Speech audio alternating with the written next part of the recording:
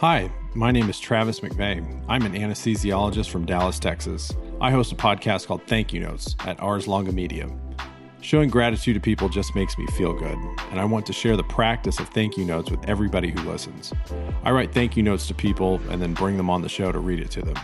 Past guests have included my high school teachers, my friends, other physicians, and a couple of internet celebrities. I will also be doing episodes that explore the science behind gratitude practices to demonstrate to everybody the actual tangible benefits of practicing gratitude. Listen everywhere you get podcasts and check out the extras on my social media accounts. Thank you for listening.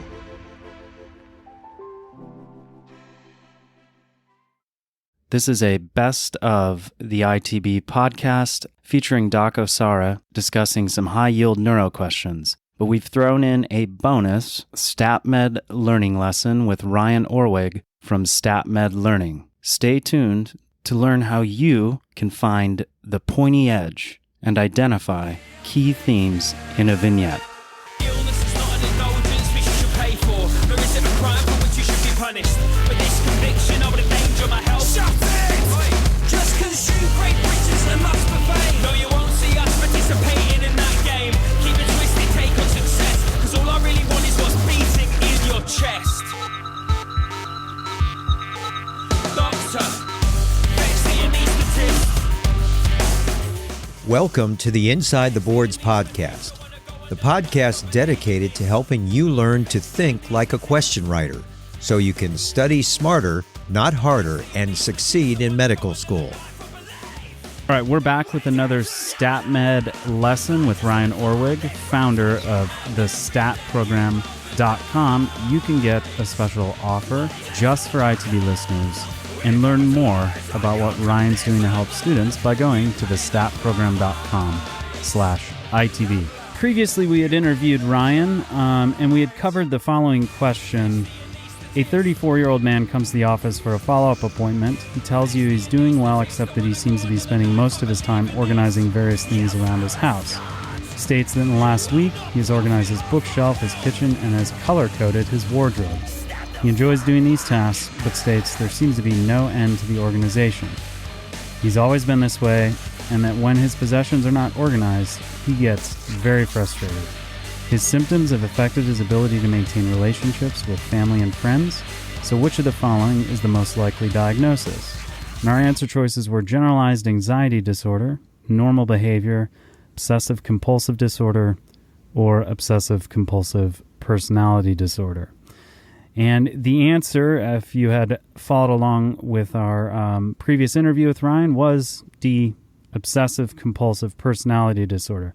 Ryan, welcome back. Really quick, before we had left off in our full episode, you had talked about identifying three key themes in a vignette. How does one identify what is a key theme? Yeah, we call this triangulation.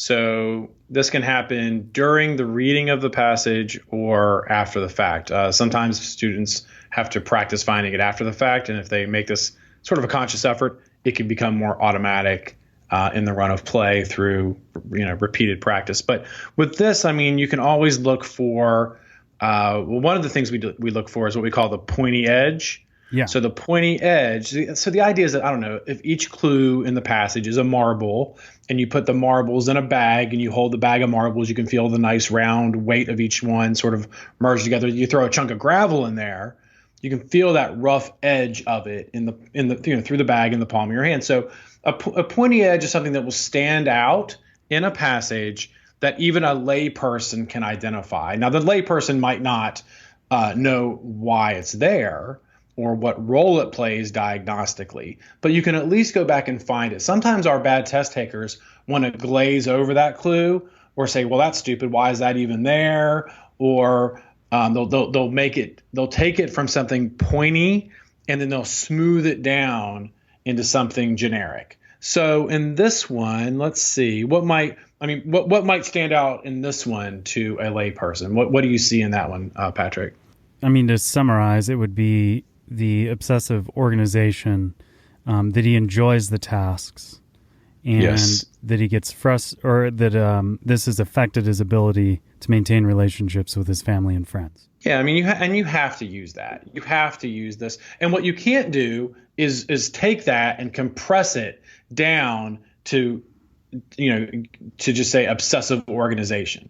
Like you have to keep in mind that he gets enjoyment of it too, right? He enjoys it, but it's endless, right? Mm-hmm. And it does frustrate him, but it does give him pleasure. So again, we can't lose sight. We can't just ignore the clue, and we have to keep in mind its nuances. Does that make sense? Makes sense. So to learn more how you can identify the key themes in a vignette, go to the statprogram.com/ITB for a special offer from Ryan and StatMed Learning. And now, on to some high-yield neuro. Join us for some new neuro questions in the next episode of the Study Smarter series. Welcome to the Inside the Boards Study Smarter series for the USMLE Step 1 and COMLEX Level 1. Today's guest is Docossareh. That is, I'll let you say your full name. Mohammed Hajigasimi Osareh. That's why I was going to let you do it. I just go by Docossareh. Yep. And I could see why. Like, your huge YouTube channel, / Mohammed, and the rest of your names, might be a little hard for search engine optimization, but people can, patients. And for patients too. But you can find his great study advice, tons of videos, hundreds of thousands, probably millions at this point of views at youtube.com/Docossareh. So that's OSSAREH, correct? That's right. And actually, I think we just hit 5 million views. 5 million? Right. Oh man, we've got some catching up to do on the audio side of things. But we're welcoming him today on the podcast because he is, like us, committed to free open access medical, advice / education, and is a neurology resident or intern who will be a neurology resident. So he's going to provide some expertise and learning related to some neuroscience questions for Step 1 level stuff. But before we get into that, let's talk a little bit about the growth of your channel. What inspired you to... And he's being paged. That's the hospital. Real life medicine right there. Yep, answering pages, even at home. Yeah. I bet all the students listening, they're like, oh my gosh, I cannot wait to be a real doctor. And when I was a third-year med student, having a pager to me was like the coolest thing ever. I felt like I had a Lamborghini. And I would sit there eagerly as I walked the wards, hoping to get a page. Yeah. You never do. Now, gosh, when you're doing the night flow and it's 3 a.m. and you get another page... I don't know what I was thinking as a third-year student. Yeah, I know. Because I also thought it was cool, like, as an intern, maybe for, like, a week, maybe 2 weeks, maybe. And then I was like, you know what? This kind of sucks. All right. So tell us about your channel. What inspired you to, I'm sure, take a lot of time to provide some advice and guidance for pre-meds and medical students via YouTube? So when I was back in college, I got super lucky. I went to a great college called St. Mary's College of California. It's in the East Bay in the small little city up in the hills of Moraga. Super small classrooms. Every upper division class is max at 16 students and 1 PhD. No TAs, no big lecture halls, super small and intimate. Really kind of a unique experience. And I didn't do too well. And I said this in many of my videos. I did not do too well in high school. I wasn't that dedicated. I wasn't really challenged. I was just kind of doing my own thing, playing around. And then I thankfully went to a good college, got a lot of intensive mentoring by people who showed an interest in me. And I also had I wanted to perform well. And I got lucky in that professors were willing to invest time in me to kind of make me stronger. And I was looking back and I would call my friends on the phone back in high school and try to share the advice I was getting. And it became, quite cumbersome pretty early on. One friend would talk to another and he'd be like, hey, can you talk to this guy too, and kind of share stuff. And then eventually I realized I needed at least some type of platform. I could just make a video or put my audio out there. And then my friends could just see it. It would just save me time, and then I could follow up with them and we could hang out or whatever. And back then, YouTube was still in its early ages. I had a little Sony camera webcam that I thought was super cool back then. And I would literally put it on a shoebox and just record myself thinking it was my friends that I was talking to, just trying to share experience and let them know how it was going. And then for whatever reason, YouTube, people started finding me. There wasn't that many of us doing that kind of work at YouTube at the time. People in college, people who were pre-med, even high school students were reaching out saying, hey, thanks for the videos. Here's some questions. What do you think? And that's kind of how it started off in the early days. It was just me trying to help my friends, and people kind of found me on the internet. And then since then, I kept doing it through college. I did it through med school, did it through MBA year, did it through intern year so far. It just kind of grew, and the channel went with me. It went through the college years. It went through pre-med, went all through med school, included business, went through the match with me, and now is including residency work as well. Okay, cool. And I did notice, so you have a minor in theology and religious studies. That's right. So my college was a Catholic liberal arts school. So was mine. We had about 2,500 undergrads. And I actually studied theology and philosophy as an undergraduate student. So I guess we're in good company together. No, I think I remember being there, and I was studying biology like most pre-meds do. And at that school, you had to take 1 or 2 courses just to kind of graduate in theology and philosophy. And I started to realize this really aided my understanding of medicine, not so much the science side, but more the art and human perspective. And I got to say, who I am today and probably the worldview I have was largely impacted by the studying I did in college, and not so much the basic science, to be honest, but much more that kind of philosophy and learning how to think at an earlier age. Yeah, definitely. All right. So how do you plan your videos?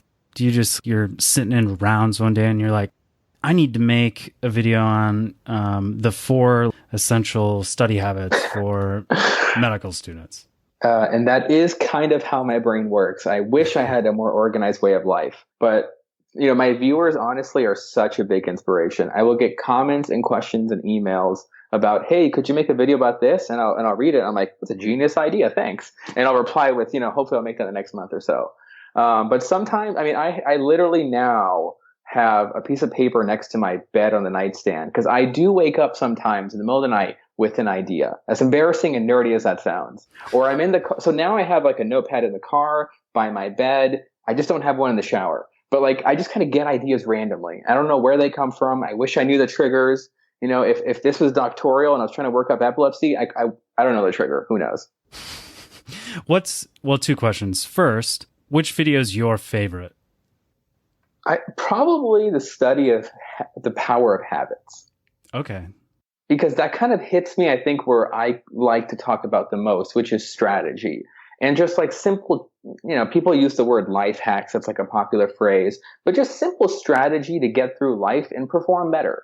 The habits video, I talk, because it's very personal to me. I talk about how I just kind of give myself a harder work ethic, how I trick myself into working more.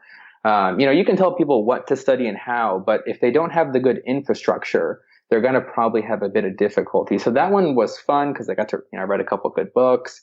I used it in practice, and I just got so excited. It kind of reminded me back of the super early days when I was just dying to share info with people. So you're talking the how to study when you don't want to, the power of Exactly. habits. Okay. I'm reading Cal Newport's Deep Work now. So yeah, I read that book actually. I know it's phenomenal. I actually read A.G. Sertalange, the Dominican priest who wrote The Intellectual Life, probably like 10 years ago, and he quotes extensively from that book. And I just my heart started beating so fast when he quoted him because I love that book, and I was like, yeah, this is great. This is like a modern version of that. All right, so your favorite one. How to study when you don't want to, the power of habits. If you can provide advice on that, I am sure that is valuable, especially going into dedicated step 1 prep time. So aside from that, though, what has been the most successful or highest number of views video? So by far, the guide to the complete physical exam is our most popular video. last I checked, and that was a few months ago, I think it was at 860,000 views or something. Yeah, right. It was this morning and you know it. No. I wish I had that much time now. But that one is by far our most famous. I actually made that video as a first year medical student with one of my classmates. And actually, he's going to be at USC with me next year. We're both going to be in the same hospital for residency, ironically. Cool. I went to med school at UC Irvine, and we have this course called Clinical Foundations. Some schools call it like the basics of doctoring, where they teach you how to do a physical, get history, interact with patients, etc. And I mean, for me, the physical exam was probably one of the most exciting parts of getting into medicine.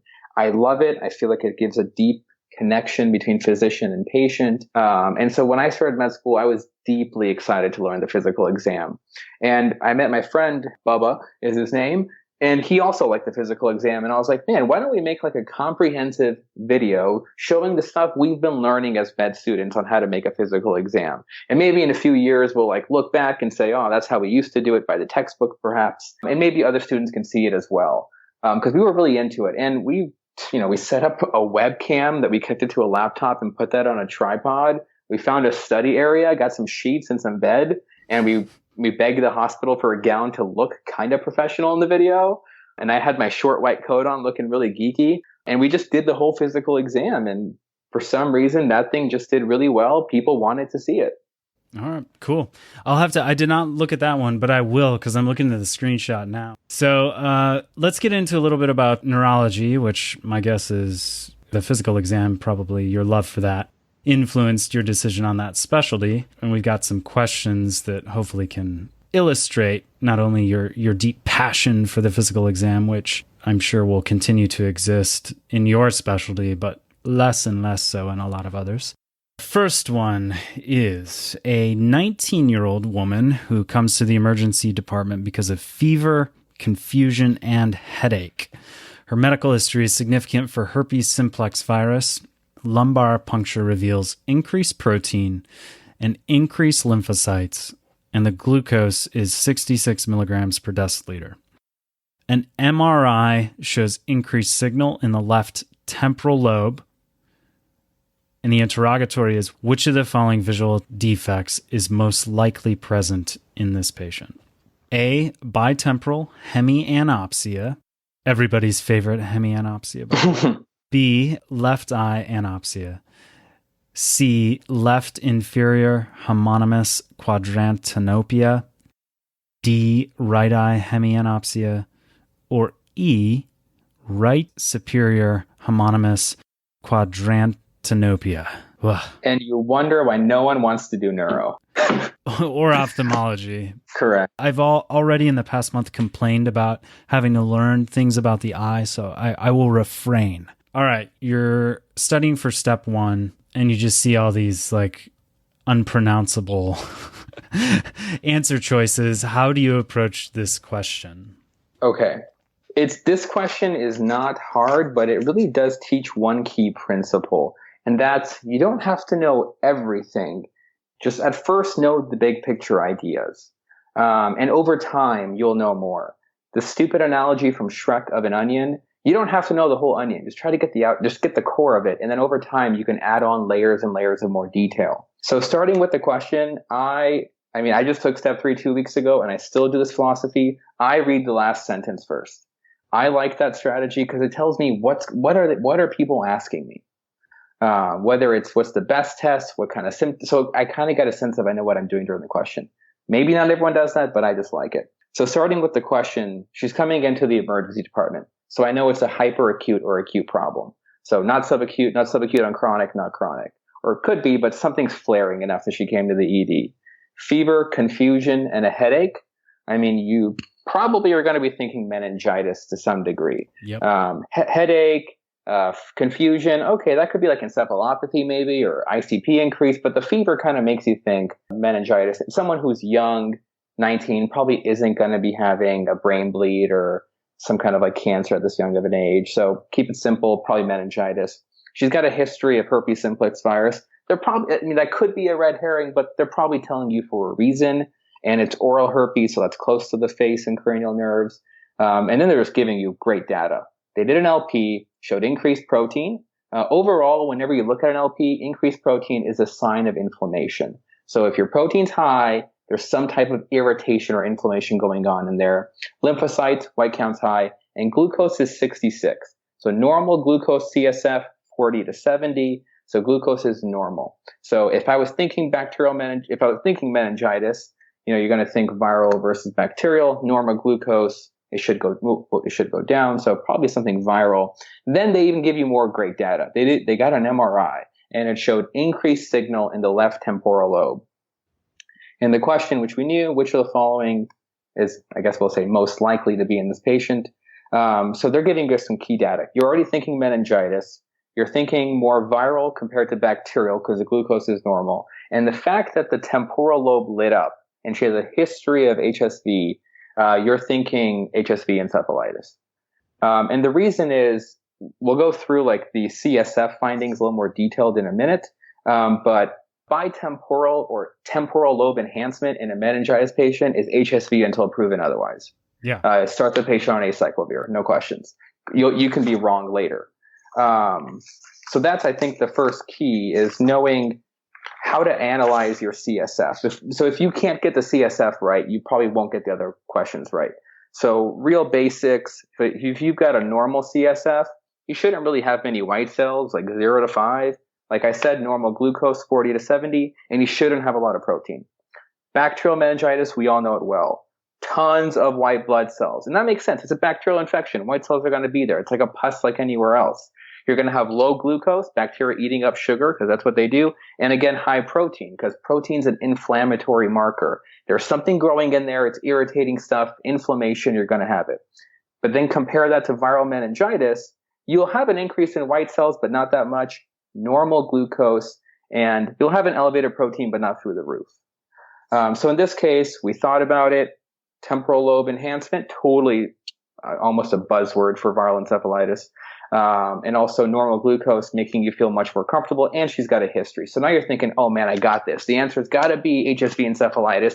I'm a neurologist. And then the answer choices are another level. You're like, oh my Lord, what do they do to me? Right, exactly. So this is not that hard. People worry about, oh, is this too neuro-opto for me? This is easier than learning like heart failure, because there's only like 5 things to know. Don't learn the whole pathway and every little nuance. Just learn the big deals. So all you got to think about is the actual, how does vision get made? So you start at the macula and you move backwards. So if someone had a lesion to the optic nerve, they're going to have option B, left eye anopsia.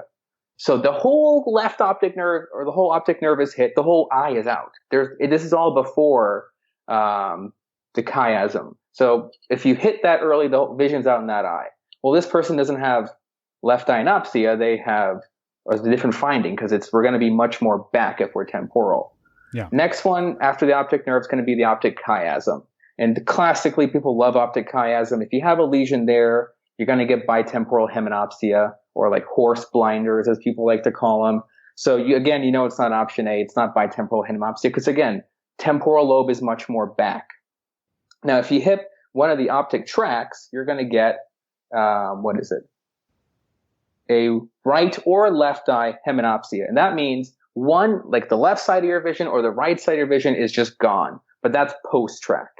Then comes the actual valuable parts that people often will get quizzed on the wards, and is honestly a much harder question, so it's probably why it's being asked here, is after the optic tract is Meyer's loops, and that's in the temporal lobe.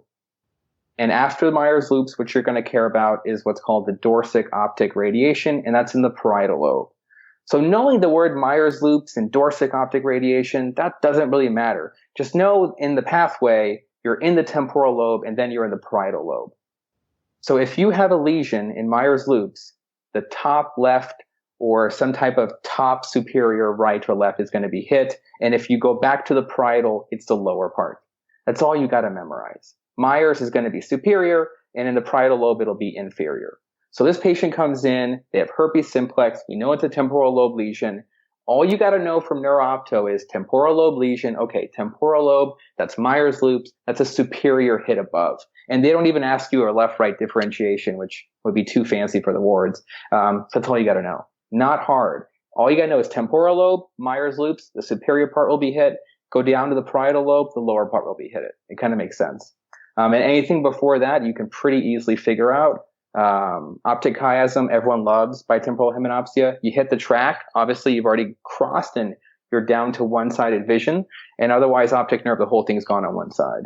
Got it. So really the takeaway point here is your temporal lobe's messed up. If you're going to have a visual defect, because of that, it's going to be a superior homonymous quadrantinopia, which was choice E.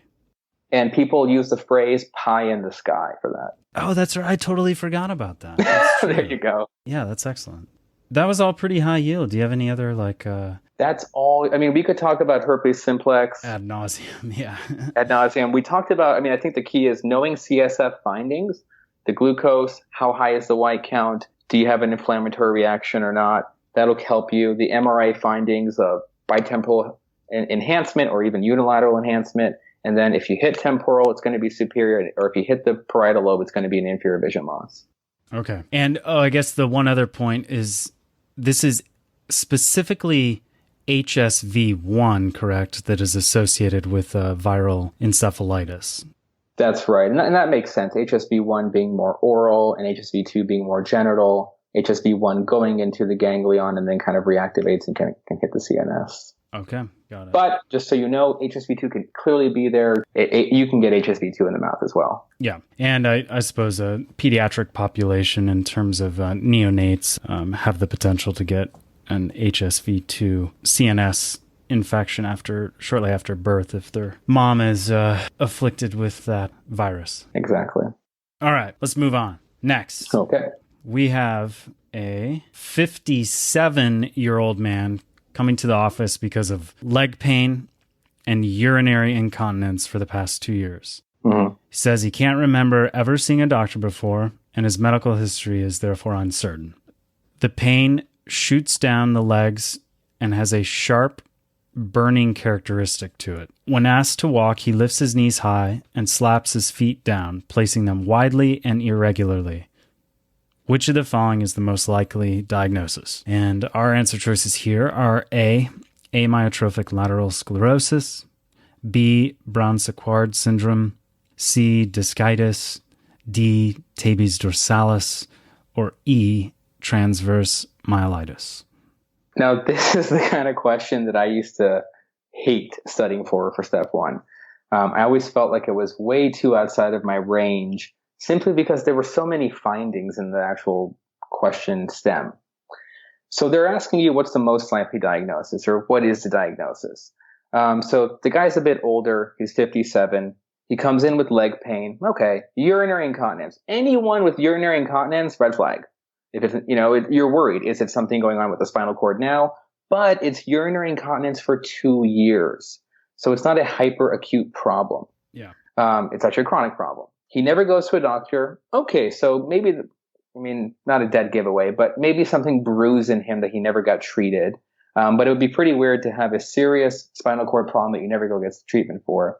But this is the key. Leg pain shoots down his legs. We can also call that lancinating pains. Mm-hmm. Sharp burning characteristics to them. And when he walks, he has to do this high steppage, an irregular gait. And why you have to do that is usually dorsal column affection, where you can't tell where your body is in space, so you overcompensate into this kind of silly gait. So the choices really kind of help you out a lot. The first choice is amyotropic lateral sclerosis. And this pure motor neuron disease, both upper and lower motor neuron, key finding that I've seen ALS in real life, and you often will see it. And frequently people will put this on a board question because it's very specific. And that's going to be tongue fasciculations. If you see it or not, that's a great one to see. That super helps you. But if it doesn't, it's okay. Pure motor neuron disease. And the bowel and bladder are absolutely spared. So someone who's having urinary incontinence can't be ALS. Got it. And just as a high yield point for ALS, only one treatment, riluzole. Just in case you ever get asked, we only have one treatment. So start with an R, R-I-Z. Just memorize that, I guess. But honestly, I did. I was like, riluzole, that's all I need to know. It's a pure motor neuron disease.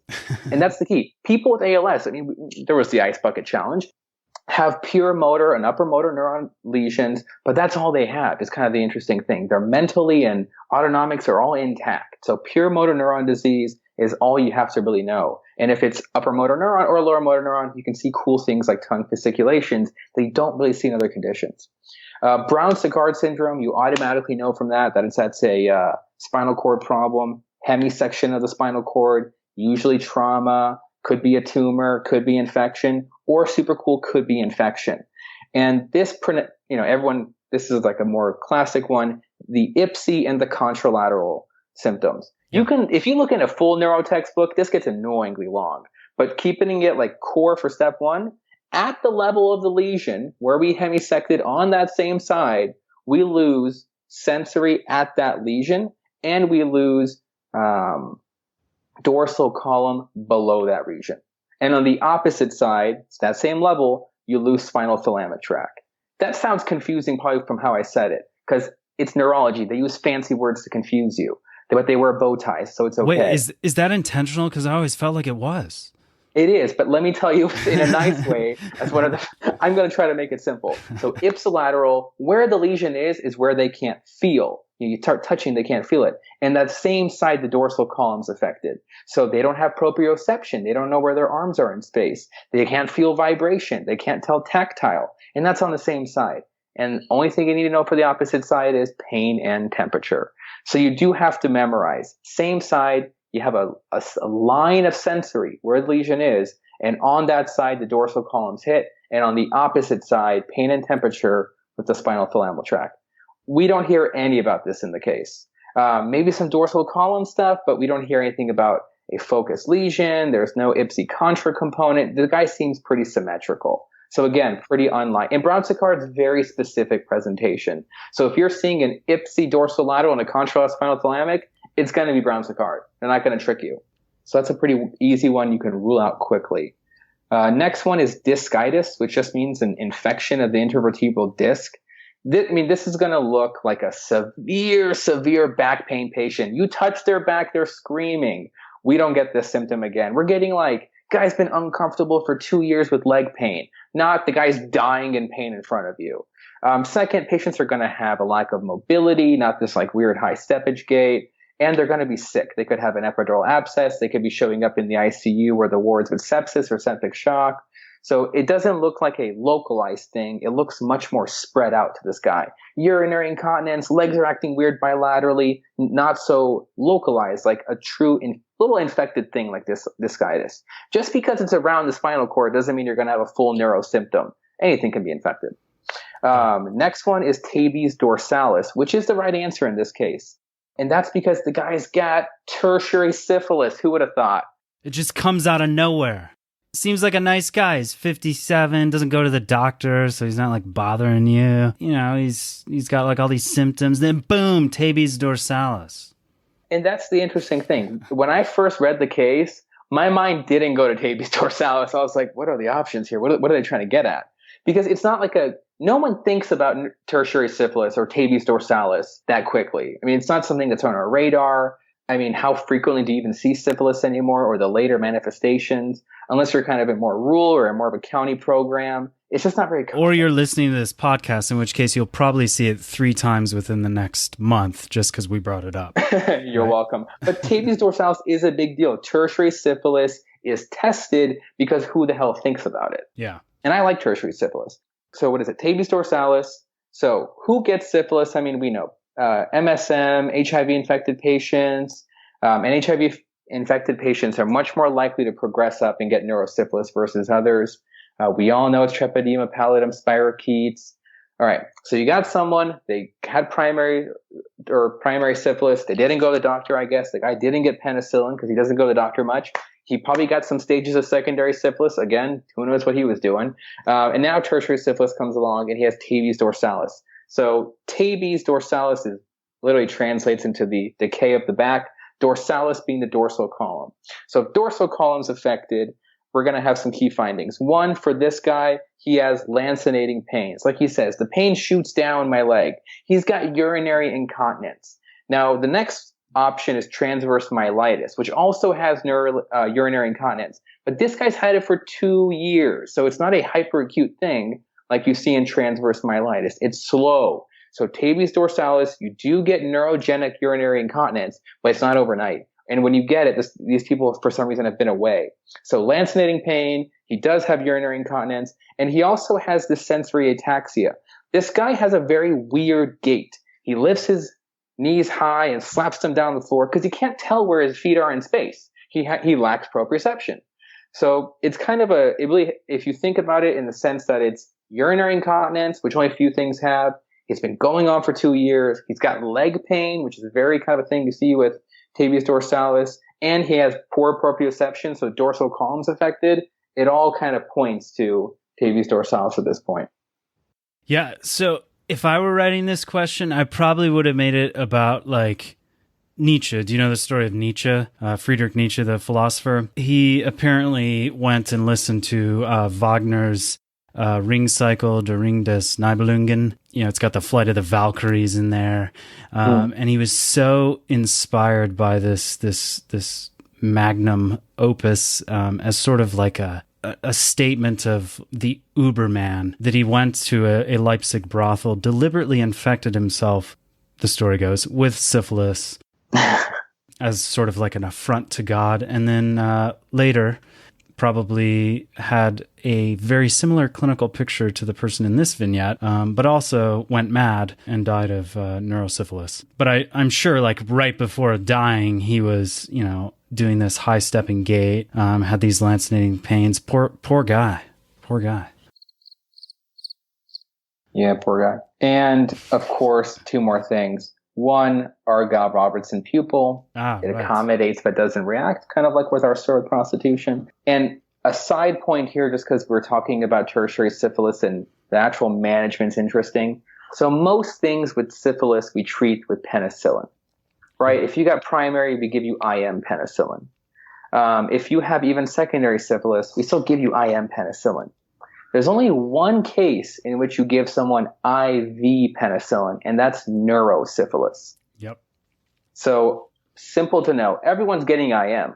It can be for the duration varies on how long you've had it. But if you've got neurosyphilis, you're getting IV penicillin. Now, what if you're allergic to penicillin? Too bad. It's penicillin. You're going to get desensitized. So that's how good penicillin is for these problems. You have neurosyphilis and you start complaining to me about your pen allergy, we're going to desensitize you, and then I'm going to give you penicillin to fix it. So side point here, always treat you with penicillin. Just know the IM IV route difference. And too bad if you're allergic, you're getting it anyways. Thank you. That was a very succinct summary of some high-yield syphilis points, and very forceful too. I'm sure your bedside manner is not at all not at all the delivery in that manner. But that's how I think about it in my head to remember it. He's getting it whether he likes it or not. I like it. All right, and last option here is transverse myelitis. And when I first read the question, whenever I hear urinary incontinence, I just think of transverse myelitis. But for 2 years, come on. So transverse myelitis, neuroinflammatory condition of the spinal cord, usually post-infectious, can be bacterial, can be virus. It can even be post-vaccine. Oh, that's kind of awkward. Or if you have any autoimmune disease. But the key with transverse myelitis, and people love to pimp on this on the wards, bimodal distribution. You're young, 10 to 19. You're a bit older, 30 to 39. That's when these people get it for some reason. And these people do have both sensory and autonomic dysfunction. So in this case, it'll be bowel, it'll be bladder, it'll be sexual, but this is going to be acute onset. Usually the case is going to be someone had a GI thing, they had a upper uri thing. Couple of days later, they start to feel this. So it's not going to be, guy was fine for 2 years and then now comes in with urinary incontinence. Got it. So transverse myelitis, see some kind of infection prior, acute onset, demyelination, bimodal age distribution versus tertiary syphilis in a guy who's going to have you don't hear about these lancinating pains and transverse myelitis. You don't hear about dorsal column weird steppage gait. It's just sensory and autonomics. Next, a 35-year-old woman comes to the office because of numbness and tingling in her lower limbs for the past 2 days. She reports a recent influenza infection, which subsided 3 days ago. Over the past day, the numbness has become accompanied by weakness and spread to the upper extremities. Her temperature is normal, pulse is normal, respirations are normal, and her blood pressure is normal. Which of the following test results will confirm the diagnosis? A. Albuminocytologic dissociation in the cerebral spinal fluid. B. Decreased cerebrospinal fluid glucose. C. A positive edrophonium challenge. D.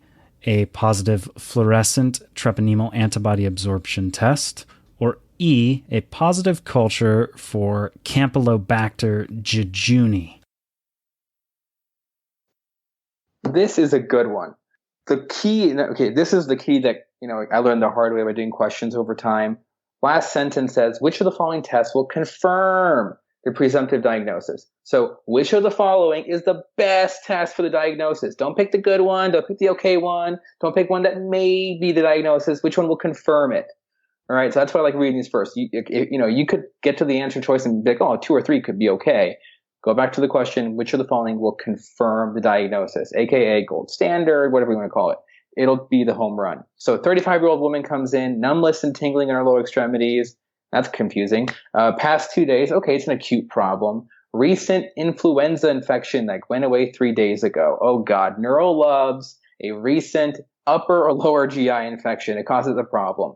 Then she progresses, which is important, progressive of symptoms. She initially just had numbness and tingling. Now she has this weakness that has spread from down low, up high to the upper extremities. No fever, pulse is normal, respiration is normal. So vitals are stable, nothing to worry about. So you got a lady, recent infection, started with numbness and tingling, then developed weakness. So you're thinking probably some neuromuscular thing might be going on at this point. And in fact, and I think this is a pretty classic presentation for, well, I guess what I'm saying is I like your strategy, and I recommend this too, of reading the interrogatory first. It saves disappointment because you'll read through this straight through and you'll be like, yeah, this is Guillain-Barré. This is Guillain-Barré. And then you read, which of the following tests will confirm the presumptive diagnosis? You're like, oh, man. Exactly. And I'll tell you, not everyone agrees with my idea with reading the last sentence first. No, I know. You got to find what works for you. Yeah. So first answer is albuminocytologic dissociation in the CSF. I mean, the case is pretty clear. It's an ascending weakness, status post a recent infection. Got to be GBS probably. But the question becomes, what is the differential diagnosis for ascending weakness or paralysis, you could even say, versus descending paralysis? So if you have that differential in your mind, you don't have to, but it always helps. So if you have descending, think Botox infection. If you have ascending, think polio, think GBS, and what's called tick-borne paralysis. And that's kind of it for the most part. I mean, I'm sure there's more that we're going to quote, but for step one, you're not going to do your neuro boards. If it's coming down, think Botox. If it's going up, think tick, polio, and GBS. And you mean specifically like botulinum toxin? Oh, thank you. Yeah, botulinum toxin. So kid gets botulinum toxin, gets a descending paralysis versus the ascending. After being given honey before age 1. Well, what were the parents thinking? Exactly. Sorry about that, yeah. So this guy, ascending paralysis, I already know my differentials, polio, GBS, and tick-borne paralysis. No comment of tick. Polio seems random here, so it's got to be GBS. So GBS is going to be diagnosed different ways. So number one thing they have here is albuminocytologic dissociation. That is as pathognomonic for GBS as is coronary artery disease with McDonald's. You should know this one. Well, what if you're like an OBGYN or something, and you're like, what is albuminocytologic dissociation? All right. So we talked about CSF analysis when we talked about the viral meningitis case or viral encephalitis. Yeah. So we said normal, can have normal white blood cells, normal glucose, low protein. If you have GBS, you're going to have normal white cells. And that's the fun thing. There's only 2 times in which you're going to have normal white cells. You're normal or you got GBS. Okay. But there's only 1 time in which your protein is through the roof, and that's GBS. So normal white count with a really, really high protein count, that's an albuminocytologic dissociation. The protein's high, the white count's not. what's going on. Normally, like bacterial meningitis, viral meningitis, they're both high. It makes sense. White count's up, inflammation's up. But in the case of GBS, there is no white count. There is no infection. But the protein's really high. And like we said earlier, high protein in CSF is an inflammatory reaction. And GBS is just that. It's an autoimmune disease it's inflammatory now. So albuminocytologic dissociation is so pathognomonic, we can use it to confirm the diagnosis. So that's kind of a dead giveaway. You just got to kind of memorize that one. But it's not that bad because, like I said, there's only two cases of a normal white count, and that's normal in GBS, and protein's only super high in GBS. Got it. All right. Other choices here, super important to go through. Decrease CSF glucose. Well, if it's a decrease in glucose, you're only going to see that under one condition. That's bacterial meningitis. Also, tuberculosis meningitis. But again, these things are not like viruses. They're eating the sugar. So bacterial meningitis, glucose, we said normal was 40 to 70, so less than 40. It's going to be bacterial. This guy doesn't sound bacterial meningitis at all. No fever, no photophobia, no stiff neck, no confusion, no headache. This sounds too distal. Next option is a positive edrophonium challenge. If I could tell you how much I hate this word edrophonium, it wouldn't even begin. I don't know where to start. Also called the tensilon test. People just like throwing these words in there. One, there's two words, and two, it confuses you. So edrophonium, or also called tensilon, is an acetylcholinesterase inhibitor. We use it to diagnose myasthenia gravis. The myasthenia gravis, neuromuscular disease, antibodies against the acetylcholinesterase receptor. And just to add on another layer, because this is the kind of stuff I always see on boards now in real life, what kind of hypersensitivity reaction is that? Type 2, antibody to something, type 2, complex 3. So myasthenia gravis, antibody against the receptor, type 2 hypersensitivity, antibody usually comes in the thymus. And this also has a bimodal distribution. Women, 20 to 30, men, 70 to 80, old. And this gives you progressive weakness with use. Something for us to look forward to. Oh, it's going to hit us. We better take our thymus out while we can. So progressive weakness with use, the opposite of Lambert-Eaton, essentially. So for these people, the first thing they always complain about is, they don't come in and tell you my extraocular muscles are fatigued. But they tell you, man, my eyes are a little tired, or I'm getting some blurry vision. That's because the extraocular muscles are getting fatigued from the myasthenia. So we give them an acetylcholinesterase inhibitor blocker, tensilon, or also called edrophonium, and then they feel better. The weakness goes away. Wow, we diagnosed something. But this doesn't sound like that. It doesn't have like an ascending picture. It's just mainly small muscles that are hyperused, like the eye first. Got it. And then option D, fluorescent treponemal antibody absorption test, also called the FTABS. That's for syphilis. It's not neurosyphilis. Is this neurosyphilis? Doesn't sound like it to me. It sounds like Davies dorsalis. If I was going to treat this guy with neurosyphilis, how would I give him the penicillin? You would give it IV. Got to give it IV. What if he's allergic? He's still getting penicillin. Don't care. You're getting it. Tough life. So this doesn't sound like syphilis. We just talked about it. No weird gait, no pain. This guy's got an ascending thing. Ascending isn't syphilis. This kind of movement isn't syphilis. E, I thought, was the only fair complementary answer. Positive culture. I like to call the most attractive distractor. I love your formal terminology. I made it up. If I could be as educated as you. Actually, I got to learn. So positive culture for Campylobacter jejuni. I mean, you can quickly knock out the middle answers and get to this one. So here's the thing. Most people with GBS will have some type of upper respiratory or lower GI infection. Campylobacter is like as overused of a buzzword as you could get for GBS. And someone may see this and say, this sounds like GBS. Oh my God, Campylobacter. I nailed that one. Thank you, first aid. That person didn't do too well because they forgot to read the last line and say, what are they asking me? Like my teacher said in college, my favorite general chemistry teacher, answer the question being asked, not the one you want to answer.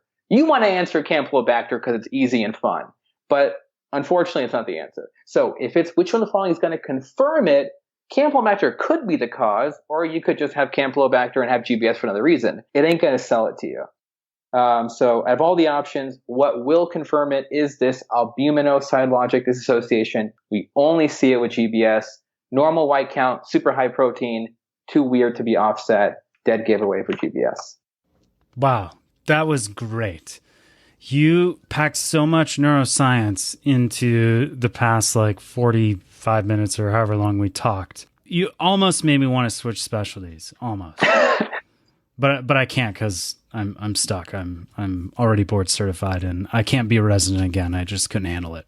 Yeah, it's not that fun. Yeah, it's not. But it's not all bad. Docossareh, thank you so much for your time. We will be following your YouTube channel closely, linking to you, tagging you in our social media. And anytime you want to come back and teach something, you have a place. Thanks for having me. Always a blast. And as always, enjoy your studies. Thanks for listening. If you are just now tuning in to the Study Smarter series, I recommend checking out our earlier episodes. We're covering a variety of topics to get you ready for the boards. Help us by going to iTunes and reviewing the podcast, and sharing the podcast with your medical student friends who are in need of help while studying for the boards. Happy studying! Thank you for listening. Thanks to Rao Reynolds and Enter Shikari for letting us use the track Anesthetist off the 2015 album, The Mind Sweep. We'll see you back next week for some more high-yield learning.